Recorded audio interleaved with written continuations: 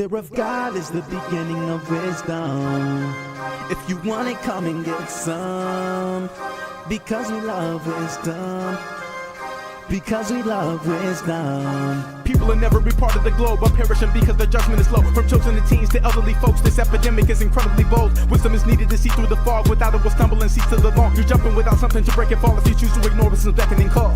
The only people who will lose the war are those who don't know who they're fighting for. You are the only one who can decide your fate. Don't waste your life when you can live inside of grace. If we turn to God and behold His shining face, we will gain traction to run in this human race. Hey, what's going on? JC Johnson here for The Love of Wisdom, where philosophy meets the streets. And today we are discussing the wisdom of anthropomorphism. More on that after this. Fear of God is the beginning of wisdom. If you want it, come and get some. Because we love wisdom. Because we love wisdom. Fear of God is the beginning of wisdom. If you want it, come and get some. Because we love wisdom. Because we love wisdom. All right, welcome back. You're listening to For the Love of Wisdom, where philosophy meets the streets. And I'm your host, JC Johnson. And we are on North Coast Underground, where the underground starts with you. Here every Thursday, 4 o'clock. On the last show, we were discussing the wisdom of agothism. And no, we're not talking about being gothic, right? So if you missed that one and you're curious about what that's all about, don't worry. This is going to be replayed later as a podcast, and you'll be able to listen to it anywhere where you listen to podcasts, whether that's on iTunes, Spotify, TuneIn Radio, Stitcher, iHeartRadio, Google Play Music. You can listen to this anywhere. And you can also listen if you have an Amazon Alexa enabled device. All you have to say is, Alexa, play For the Love of Wisdom, and it'll bring that up for you that way. So just go online today. Whatever your favorite podcast listening platform is, you'll be able to find the show. Also, if you want to join today's conversation or contribute to previous conversations, just hit me up on Twitter or Instagram. The handle is the same, at One Plan Media, and that's ONE, not the number, but the word, One Plan Media. And in your responses, use the hashtag For the Love of Wisdom so I can see that. Also, the new single from Johnsonian Theory, which was highlighted on the last few episodes about capitalism and socialism. That song in its entirety by Johnsonian Theory is now available for download on all your favorite music listening platforms. And you can get that on Spotify, Deezer, Google Play, or Apple Music, whatever you like to listen to music on. It'll be on YouTube as well. And today we're discussing the wisdom of anthropomorphism. Okay, so this is something interesting, especially if you've ever seen the show Animorphs. Back in the day, it used to be a popular book series and a TV show about these people who would, transform into animals. Well, in this case, anthropomorphism is something that's very common. Actually, you may say, I don't know about that. I've never seen someone turn into an animal, or I've never seen a talking animal, but this is actually very common in the world that we live in. And no, I'm not saying you have to be Dr. Dolittle in order to see animals talking. Why is that? Well, we'll get into that in a second.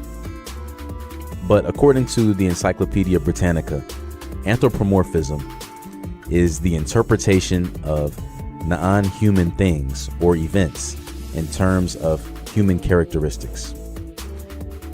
It's derived from the Greek anthropos, which means human, kind of like anthropology, the study of human beings, right? So the Greek anthropos means human, and the other Greek word morphe, it means form. So when you put the two words together, anthropos morphe, it means human form. So that's where we get anthropomorphism. And this is something that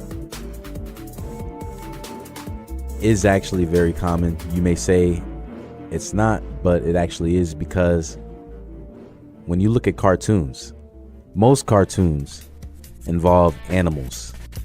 And they're not just your everyday average animal, but these are talking animals. And I don't mean speaking in animal speech. I'm talking about they're talking in human language. They're speaking English, they're speaking Spanish, Japanese, German, whatever language you may be watching that cartoon in. You're seeing these animals who normally wouldn't be able to talk, but cartoons kind of humanize them. And you may rightly ask, what is the wisdom in that? Talking animals or looking at cartoons. But studies say that this is actually something that's very healthy. This is something that can be very good for us. And there's an article that I want to take a look at. In this article, which was written by Elizabeth Sherman, it's called Therapists Explain How Cartoons Affect Your Mental Health. So in it, they say that they talk to experts basically about the positive benefits of watching children's television shows. So I'll tell you how this links to what we're talking about here in a second.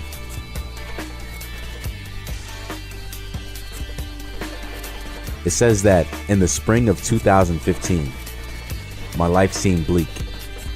Shuttered in at home, I spent most of my time in bed, eating delivery and watching penguins of Madagascar. And then she says, I often watch cartoons meant for children as a method of self-care. My partner confessed that he still watches Tom and Jerry in times of turmoil. So, what do we see here? We see that cartoons, not just any cartoons, but specifically cartoons involving talking penguins, talking cats, talking dogs, right? These cartoons with these talking animals are something that are used as a method of self-care. Something that is making her and her partner, making them both feel a lot better. During times of difficulty, this is something that keeps them balanced. The article quotes Dr. David Rosemarin, the founder and director of the Center for Anxiety in New York City. And he says, we would use cartoons primarily to treat depression. I also could see it being helpful for people who have chronic worry, because that co-occurs with depression. So not only are cartoons featuring talking animals good for people who are just going through hard times, but even more specifically, people who are experiencing depression and or anxiety. And the author of this article, I think, does a pretty good job of explaining why that is, right? Because you may ask, why is it that this is helpful? Why can't they just watch something with real people? But they give this explanation. They say, in the zoo, where animals roam, there may be no worries about money, no heart-wrenching relationships to leave one feeling worthless. But watching the animals navigate their flattened version of basic human issues, frustration, conflict, loneliness, made it easier to cope with my own much more nuanced reality.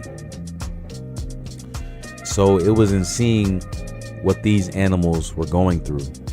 It was in that this person was able to then apply to their own life, some of the principles maybe that were shared, and just seeing how somebody like an animal, who really, in the grand scheme of things, their problems are maybe even silly, are something that we can still all relate to. And she goes on to say, they could comfort you and remind you of the bright side of life. So that's one way that cartoons can actually be used in a positive way to make a person feel better when they're going through a really difficult time in life. I thought that was pretty cool. It's really interesting, just relating those two things there. It's something that people may not think about. Many would be embarrassed to admit that they still watch cartoons. But for those people who are confident enough to be able to say, yeah, I watch cartoons, it looks like there's a lot of benefit to it. So no need to feel embarrassed if when you've had a bad day and you feel like turning on some cartoons, maybe some classics like Looney Tunes or even something like Hey Arnold, Rugrats, stuff like that, the old school cartoons, maybe even something more modern, whatever it is that you like to watch. Even if you like to watch Paw Patrol, I'm not going to tell anybody, don't worry. You can watch it as long as it makes you feel better. I mean, what could be wrong with that? Continue watching Pokio and whatever. But more on that after this. You're listening to North Coast Underground, where the underground starts with you. All right, we are back for The Love of Wisdom, where philosophy meets the streets, and I'm your host, JC Johnson. Today we are discussing the wisdom of anthropomorphism. And by anthropomorphism, we're talking about how animals are given human characteristics, coming from the two Greek words anthropos and morphe. Anthropos meaning human, morphe meaning form. Animals in human form, right? This is something that, according to many therapists, is something that can affect your mental health in a positive way. Viewing these cartoons, viewing them go through their life situations, which are, in an animal, cartoon, kiddish kind of way, a reflection of the same things that we go through in our life, just in a way that's a little bit comical and something that can help you to forget about your own problems for a while, and maybe even a way to help you work through them. Another article called Anthropomorphism talks a little bit more about this, and it asks the question, what is anthropomorphism? And it says here, anthropomorphized beings are a stable element of films, books, and art. And attributing human behavior to animals is one way that both children and adults interact with the world. So this is something apparently that is common. It's something that we see in all kinds of media. We see it in films, we see it in books, we see it in art. What is it about this that makes people so, I guess, keen to want to use something like animals to try to express something as complex as human behavior and human emotions? This goes back, thousands of years. And originally people used to do this in a way to express the characteristics of a deity. So in order to try to express God or the many different gods that people have believed in throughout time, they say, if God is someone we can't see, if God is intangible, we have to be able to explain him in a way that's going to make sense to people. So using human characteristics is a way to do that. But later it became a little bit more general in how people would view this whole thing, and it goes even into like what we're talking about today, anthropomorphism, which instead of just ascribing human characteristics to a deity, now people are ascribing human characteristics to animals. Basically, what can we learn by seeing ourselves within an animal? And the purpose of cartoons, most of them at least, is to make you laugh. They're usually lighthearted unless it's an adult cartoon, but it's usually meant to, I guess, get you to focus on less of what's going on in your life, and for that 30 minutes or 1 hour or however long, you're focusing on what's going on in the lives of these cartoon characters, which are supposed to really mirror our lives. Whenever we see people who are dealing with difficult stuff, or seeing animals dealing with difficult stuff, apparently it has a positive effect. This article says that ascribing human qualities to inanimate objects is generally associated with innocuous, often positive effects like cuteness, humor, empowerment, and a mature sense of responsibility. It goes on to then say anthropomorphism as it relates to nature, for example, can lead to better environmental conservation. This is something I want to stop right there and look at that. You see, this is basically saying that if you can make things more personal, if you can bring it home, even going outside and seeing a leaf on the ground, being able to somehow relate to that fallen leaf, to sympathize with it. Oh, this leaf was once attached to a tree branch. Did it really want to be disconnected? Is it out here on its own? Is it feeling lonely? I feel kind of lonely, or I used to feel lonely. I understand what this leaf is going through. As crazy as that might sound, right? But if a person is thinking along those lines, basically being able to relate to nature in that way, it actually says that this can be healthy. Of course, not overdoing it, but in a way that at least evokes some sort of real and good human emotion, is saying that can be positive.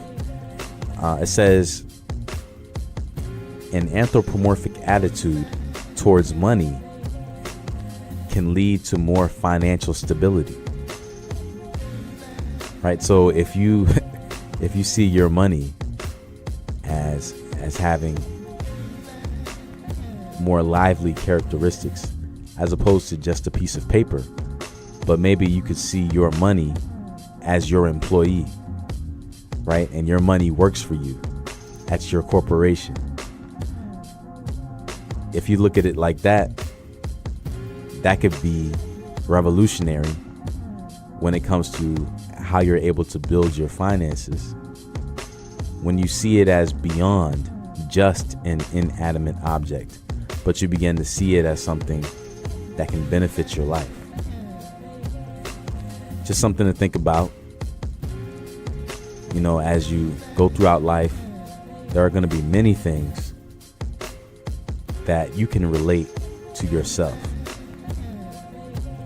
Animals. You may or may not be an animal lover.